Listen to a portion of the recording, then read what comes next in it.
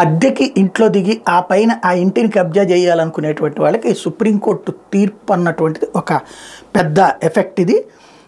యజమానుల ఇళ్లలో అద్దెకుంటున్నటువంటి రెంటల్స్ గురించి సుప్రీంకోర్టు కీలకమైన వ్యాఖ్యలు చేసింది. ఇంటి అద్దె కట్టకుండా ఖాళీ చేయడానికి ఇష్టపడని అద్దెదారులకు ఉపశమనం ఇవ్వడానికి నిరాకరించింది. యజమానికి మాత్రమే తన సొంత ఇంటిపై సర్వహక్కులు ఉంటాయని, అద్దెదారులు జులుం చెల్లదని తేల్చి చెప్పింది. భూస్వామ్య నిజమైన యజమాని సుప్రీంకోర్టు స్పష్టం చేసింది. అద్దెదారులు ఇంట్లో ఎంతకాలం నివసించున్నా సమయానికి అద్దె కట్టినా వాళ్ళు కేవలం అద్దెదారులుగానే పరిగణిస్తారని తేల్చి చెప్పింది. మధ్యప్రదేశ్కి చెందిన దినేష్ అనే వ్యక్తి దాదాపు 3 ఏళ్లుగా ఇంట్లో అద్దెకుంటున్నాడు. అద్దె ఇవ్వమని యజమాని అడిగినప్పుడు డబ్బులు చెల్లించని, ఇంటిని ఖాళీ చేయమని చెప్పినప్పుడు కూడా ఖాళీ చేయనని చెప్పుకొచ్చాడు. దీంతో యజమాని కోర్టును ఆశ్రయించాడు. ఈ ఘటన లాస్ట్ ఇయర్ జనవరిలో చోటు చేసుకుంది. ఈ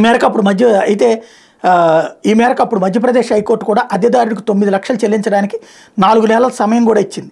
ఇళ్లను ఖాళీ చేసి బాకీ అద్దె మొత్తాన్ని చెల్లించాలని ఆదేశించింది. యజమానికి పిటిషన్ వేసిన రోజు నుంచి ఇంటిని ఖాళీ చేసే వరకు నెలకు 35,000 చెల్లించాలని ఆదేశించింది. అయినా దినేష్ హైకోర్టు ఉత్తర్వులను ఉల్లంఘించాడు. దీంతో ఆయన సుప్రీంకోర్టును ఆశ్రయిస్తే సుప్రీంకోర్టు తాజాగా అద్దెదారు పిటిషన్ కొట్టేసింది. వెంటనే ఇల్లు ఖాళీ చేయమని చెప్పి ఆదేశాలు జారీ చేసింది. జస్టిస్ రోహింగ్టన్ నారిమన్ నేతృత్వంలోని 3 సభ్యుల ధర్మాసనం విచారణ జరిపింది. వాదోపవాదాలు అయిన తర్వాత అద్దెదారు దినేష్కి ఎట్లాంటి ఉపశమనం ఇవ్వడానికి సుప్రీంకోర్టు నిరాకరించింది. వీలంత వరకు ఇళ్లను ఖాళీ చేయాలని ఆదేశాలు జారీ చేసింది. 3 ఏళ్లుగా కట్టిన అద్దెతో పాటు అదనంగా కట్టాల్సిన డబ్బును కూడా తొందరగా చెల్లించాలని ఆదేశించింది.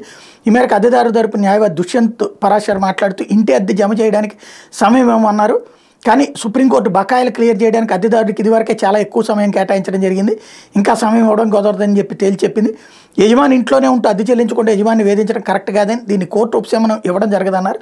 వీళ్ళంత వరకు డబ్బులు చెల్లించి అద్దెలు ఖాళీ చేయమని చెప్పేసి సుప్రీంకోర్టు ఆదేశించింది.